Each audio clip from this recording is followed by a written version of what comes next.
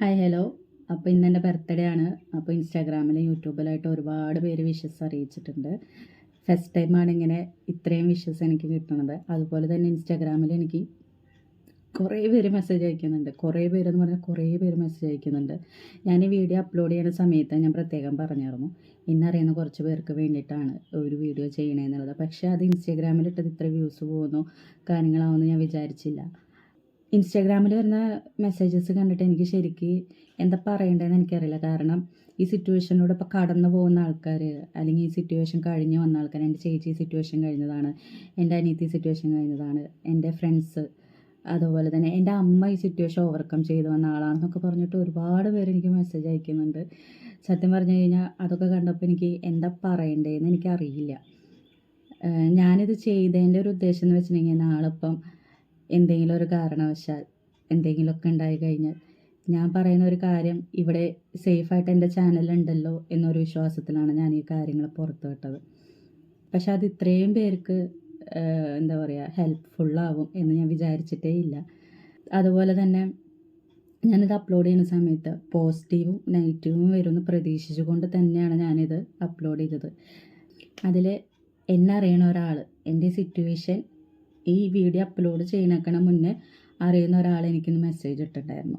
Happy birthday പറഞ്ഞിട്ടു. ഞാൻ thank U പറഞ്ഞു. അതിന് താഴെ ഒരു വോയിസാണ്, നീ എന്താണ് ഈ ഇൻസ്റ്റാഗ്രാമിൽ കിടന്ന് കാണിക്കുന്നത്, നിനക്ക് വേണ്ടെങ്കിൽ അവൻ ഇട്ടിട്ട് പോയാൽ പോരെ, എന്തിനാണ് ഇങ്ങനെ മീൻസ് ആളെ ഇതാക്കണേന്നുള്ള രീതിക്കാണ് ഇട്ടത്. ഞാൻ തിരിച്ച് മറുപടി കൊടുത്തു. ഞാൻ സഹിക്കാവുന്നതിൻ്റെ അങ്ങേറ്റം സഹിച്ചിട്ടാണ് ഞാൻ ഈ വീഡിയോ ചെയ്യാൻ റെഡിയായത്. ആളെ മോശക്കാരനാക്കാനാണെന്നുണ്ടെങ്കിൽ എനിക്ക് ആളുടെ ഫോട്ടോ വെച്ചിട്ടോ അല്ലെങ്കിൽ ബാക്കി ഡീറ്റെയിൽസ് വെച്ചിട്ടോ പബ്ലിഷ് ചെയ്യാമായിരുന്നു. ആൾ പറഞ്ഞത്, നീ അവൻ്റെ ഫോട്ടോ വെച്ചിട്ടാണ് ചെയ്യേണ്ടത്, അല്ലാണ്ട് വെറുതെ എന്തിനാണ് ഇങ്ങനെ കിടന്ന് കാണിക്കണേന്നാണ് ചോദിക്കണത്. ഞാൻ അതിൽ മനസ്സിലാക്കിയ ഒരു കാര്യമുണ്ട്. ഞാനീ വന്ന് പറഞ്ഞ കാര്യങ്ങൾ എന്നെ ചുറ്റിൽ നിൽക്കുന്നവർക്കും അല്ലെങ്കിൽ ഈ ഇഷ്യൂസ് അറിയാവുന്നവർക്കും വളരെ നിസ്സാരപ്പെട്ട ഒരു കാര്യമാണ്. വളരെ നിസ്സാരപ്പെട്ട ഒരു കാര്യമാണ്.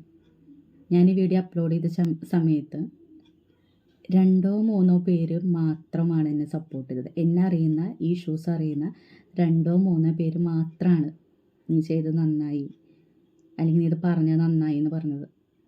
ബാക്കി ഒരാൾ പോലും ഈ ഇഷ്യൂസിൽ സ്റ്റാർട്ടിങ് മുതലുണ്ടായ ആൾക്കാരാണെങ്കിലും അല്ലെങ്കിൽ എൻ്റെ ഫാമിലി, എൻ്റെ വീട്ടിൽ നിൽക്കുന്നവരാണെങ്കിലും ഇതിനെക്കുറിച്ച് അറിയുന്നവരാണെങ്കിൽ പോലും എനിക്കൊരു സപ്പോർട്ട് അല്ലെങ്കിൽ നീ ചെയ്ത് നന്നായി എന്നൊരു വാക്ക് എൻ്റെ അടുത്ത് പറഞ്ഞിട്ടില്ല.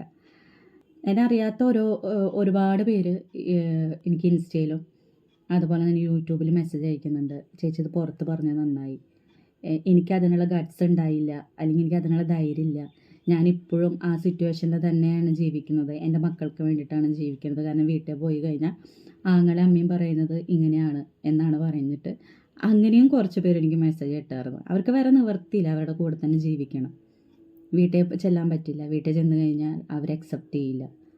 അപ്പോൾ അതുകൊണ്ട് ഞങ്ങളിപ്പോഴും ആ ലൈഫിൽ തന്നെയാണ് ജീവിക്കണേന്ന് പറഞ്ഞിട്ട് വരെ എനിക്ക് ഒരു ചേച്ചി മെസ്സേജ് ഇട്ടായിരുന്നു.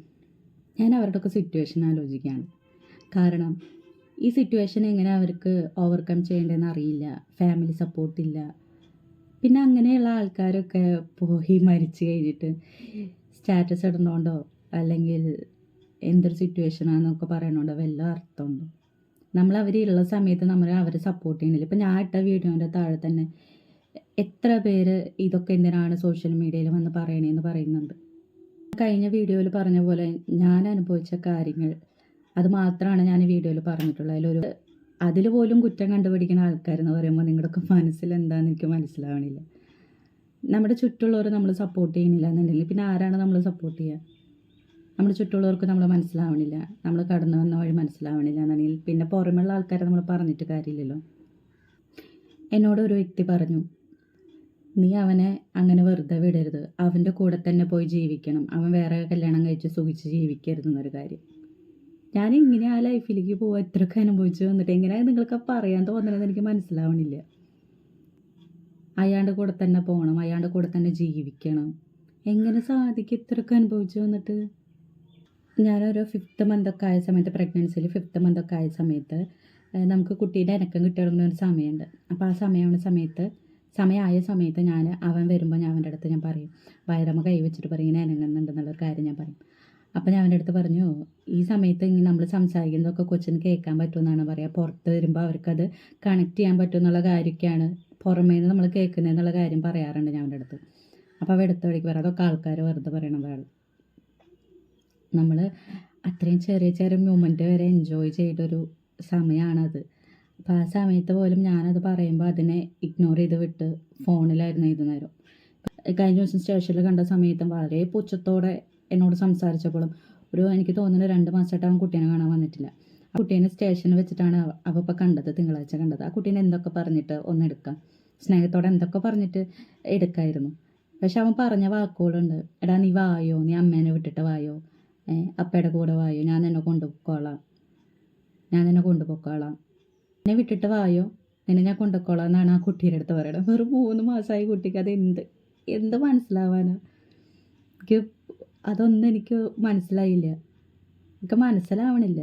എന്താ അങ്ങനെയൊക്കെ സംസാരിക്കാൻ പറ്റണം, ഇത്രയൊക്കെ ചെയ്തിട്ട് എങ്ങനെയാണ് സംസാരിക്കാൻ പറ്റണമെന്ന് എനിക്ക് മനസ്സിലാവണില്ല. പ്രഗ്നൻ്റ് ആയി കഴിഞ്ഞ് ഒരു 3-4 ആഴ്ചയൊക്കെ കഴിഞ്ഞ സമയം മുതൽ അവൻ്റെ വീട്ടുകാരുടെ കാര്യം പറഞ്ഞ് തുടങ്ങിയതാണ്.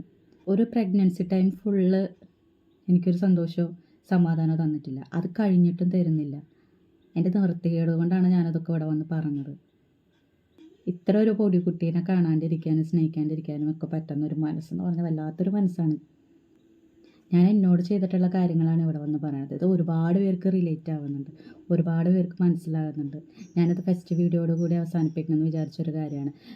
ഇന്നലെ ആലുവയിൽ നിന്നും അതുപോലെ തന്നെ കാലടി സ്റ്റേഷനിൽ നിന്ന് വിളിച്ച സമയത്ത് അവർ പറഞ്ഞു, ഒന്ന് ഡിലീറ്റ് ചെയ്യാൻ പറ്റുമോ, വീഡിയോ ഡിലീറ്റ് ചെയ്യാൻ പറ്റുമോ, സോഷ്യൽ മീഡിയയിൽ എന്തിനാണ് നിങ്ങളുടെ ഫാമിലി ഇഷ്യൂസ് പറയണത് എന്നൊരു കാര്യം അവരോട് ചോദിച്ചു. ഞാൻ പറഞ്ഞു, അവർക്ക് ഞാൻ പ്രൂഫൊക്കെ അയച്ചു കൊടുത്തു, അവർക്ക് കാര്യങ്ങൾ മനസ്സിലായി. പിന്നെ അവരെന്നെ കോൺടാക്ട് ചെയ്തില്ല. പിന്നെ കുറേ പേര് ചോദിച്ചു എങ്ങനെയാണ് സിറ്റുവേഷൻസൊക്കെ ഓവർകം ചെയ്ത് വന്നതെന്നുള്ളത്. ഓവർകം ചെയ്യാനായിട്ട് ഒന്നുമില്ല, നമ്മളത് അനുഭവിക്കുക വേണം. അനുഭവിച്ച് ഇതിലൂടെ കടന്നു വരുന്ന സമയത്ത് നമുക്ക് യോഗ ഉണ്ടെങ്കിൽ നമ്മൾ മുന്നോട്ട് ജീവിക്കും, ഇല്ലാന്നുണ്ടെങ്കിൽ ഇതേപോലെ ഒരു പകുതിക്ക് വെച്ച് നമ്മൾ പോകും. അത്ര തന്നെ ഉണ്ടാവുള്ളൂ. അല്ലാണ്ട് ഒരാളും നമ്മളെ സപ്പോർട്ട് ചെയ്യില്ല. പക്ഷേ എൻ്റെ ഈ സമയത്ത് എന്നെ അങ്കമാലിയിൽ നിന്ന് കൊണ്ടുവന്ന സമയത്ത് എൻ്റെ ഫാമിലി എന്നെ ആ സമയത്ത് നല്ലപോലെ സപ്പോർട്ട് ചെയ്തിട്ടുണ്ട്. കാരണം ഡിസംബർ മുതൽ ഹോസ്പിറ്റൽ കേസായിട്ട് ഫുൾ അങ്ങനെ ഹോസ്പിറ്റൽ സ്റ്റേഷൻ അങ്ങനെയായിട്ട് നടക്കുന്ന ഒരു സമയമായിരുന്നു. ഇപ്പോൾ ഹോസ്പിറ്റൽ ഉണ്ടെങ്കിലും വാക്സിനേഷൻ അല്ലെങ്കിൽ ചെക്കപ്പ് അങ്ങനത്തെ സംഭവങ്ങൾ പോകുന്നുണ്ടെങ്കിലും ഇപ്പോൾ ഹോസ്പിറ്റൽ, പോലീസ് സ്റ്റേഷൻ, കോടതി അങ്ങനെ ഒരു സംഭവത്തിലേക്ക് മാറിയിട്ടുണ്ട്. അപ്പോൾ നമ്മൾ സപ്പോർട്ട് ചെയ്യുന്ന ആൾക്കാർ വളരെ ചുരുക്കമായിരിക്കും. നമ്മൾ തന്നെ അതിൽ നിന്ന് ധൈര്യം കണ്ടെത്തി നമ്മൾ അതിൽ നിന്ന് പുറത്തോട്ട് വരണം. ഞാനിത് ആദ്യം അറിഞ്ഞ സമയത്ത് ഞാൻ സാധാരണ നോർമൽ ഭാര്യമാരെ പോലെ എൻ്റെ ഭർത്താവ് നല്ലതാണെന്ന് വിചാരിച്ച് അങ്ങനെ നിന്ന ഒരാളാണ് ഞാൻ. പിന്നീടാണ് ഈ കാര്യങ്ങളും പ്രൂഫുകളും കാര്യങ്ങളൊക്കെ കിട്ടി വന്നപ്പോഴാണ് ഞാനത് അക്സെപ്റ്റ് ചെയ്യണമെന്നൊരു മനസ്സിലേക്ക് എനിക്ക് എത്തിയത്. അത് ഈസി ആയിരുന്നില്ല, പക്ഷെ ഞാൻ അക്സെപ്റ്റ് ചെയ്തു.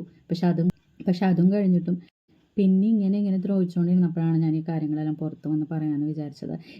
ഒരു പുതിയ കുട്ടി ജനിക്കുമ്പോൾ പുതിയ അപ്പനമ്മ ജനിക്കുക എന്ന് പറയണ പോലെ തന്നെ അപ്പൻ ജനിച്ചിട്ടുണ്ടോ എന്നുള്ള കാര്യം എൻ്റെ അറിവിലില്ല. ഞാൻ എല്ലാ ആണുങ്ങളെയും ഒരുപോലെയല്ല ഞാൻ പറയണത്. എന്താ പറയുക, കുട്ടികളുണ്ടാവുന്ന സമയത്ത് അത്രയും സന്തോഷത്തിലും അത്രയും പ്രശസ്തായി കാണുന്ന ആൾക്കാരൊക്കെ ഞാൻ കണ്ടിട്ടുണ്ട്. പക്ഷേ എൻ്റെ ലൈഫിൽ അങ്ങനെയല്ലായിരുന്നു. ഒരു പുതിയ കുട്ടി ജനിക്കുമ്പോൾ ഒരു അമ്മ ജനിച്ചിരുന്നു, ഒരപ്പൻ ജനിച്ചിട്ടില്ല. അതാണ് എനിക്ക് മനസ്സിലായത്. നമ്മളിപ്പോൾ ഒരു കുട്ടീനെ ഒരു ദിവസക്കണക്ക് ഇത്ര ദിവസമായി എന്ന് പറയണ പോലെ തന്നെ ഒരമ്മ ഒരു ദിവസം മുന്നോട്ട് പോകുമ്പോഴും ആ ദിവസക്കണക്കിൽ തന്നെയാണ് നമ്മൾ പോകുന്നത്.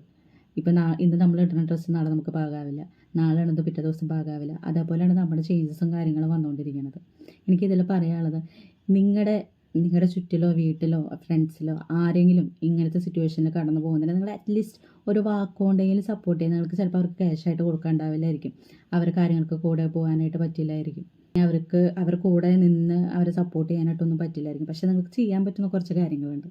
അവരെ വാക്കാലൊന്ന് സപ്പോർട്ട് ചെയ്യുക, വല്ലപ്പോഴും ഓക്കെ ആണോ ചോദിക്കുക, ഹാപ്പി ആണോ ചോദിക്കുക. അങ്ങനെയൊക്കെ ചോദിച്ചു കഴിഞ്ഞാൽ തന്നെ അവർക്ക് ആരെങ്കിലുമൊക്കെ ഉണ്ടെന്നൊരു തോന്നൽ വരും. ആ സമയത്ത് തന്നെ അവർ ഓട്ടോമാറ്റിക് മൂവ് ആയിക്കൊണ്ടിരുന്നോളൂ. ഞാൻ മെയിനായിട്ട് ആ സമയത്ത് മൂവ് ആയത് കൗൺസിലിങ് കാര്യങ്ങളൊക്കെ കൊണ്ടാണ്. കൗൺസിലിംഗ് ഉണ്ടായിരുന്നു. പ്രഗ്നൻസി ടൈം ആയതുകൊണ്ട് വേറെ തെറാപ്പി കാര്യങ്ങളൊന്നും ചെയ്യാൻ പറ്റില്ല. ഞാൻ അങ്ങോട്ട് ചോദിച്ചായിരുന്നു കൗൺസിലിംഗ് ചെയ്യണ ആളോട്, എനിക്ക് എന്തെങ്കിലും തെറാപ്പി കാര്യങ്ങൾ ചെയ്യാൻ പറ്റുമോ, എനിക്ക് സിറ്റുവേഷന് പുറത്ത് വരണം. അപ്പോൾ പറഞ്ഞ് പ്രഗ്നൻസി ടൈമാണ്, നമുക്ക് ലിമിറ്റേഷൻസ് ഉണ്ട്, മെഡിസിൻ പോലും നമുക്ക് എടുക്കാനായിട്ട് പറ്റില്ല, ഈ സമയമൊന്നും നീ ഇങ്ങനെയും ഒന്ന് കടന്നു പോകും, ബൈബിൾ വായിക്കുക, കൊന്ത ചൊല്ലി, പ്രാർത്ഥിക്കുക, ഇതൊക്കെയാണ് അവരെൻ്റെ അടുത്ത് പറഞ്ഞത്. അങ്ങനെ തന്നെയാണ് മുന്നോട്ട് പോയത്. അപ്പോൾ ഞാൻ പിന്നെയും പറയാണ്, ഈ സിറ്റുവേഷനിൽ കടന്നു പോകുന്ന ആരെങ്കിലും ഉണ്ടെങ്കിൽ അവരുടെ ചുറ്റിലുള്ളവരെ ദൈവത്തോർത്ത് അവരൊന്ന് സപ്പോർട്ട് ചെയ്യുക. ചെറിയൊരു സപ്പോർട്ട് മതി, നിങ്ങൾ കൂടെ ഉണ്ടെന്നൊരു തോന്നൽ മതി അവർക്ക്. അങ്ങനെ നിങ്ങൾക്ക് പറ്റാവുന്ന രീതിക്ക് നിങ്ങൾ അവരെ സപ്പോർട്ട് ചെയ്യും.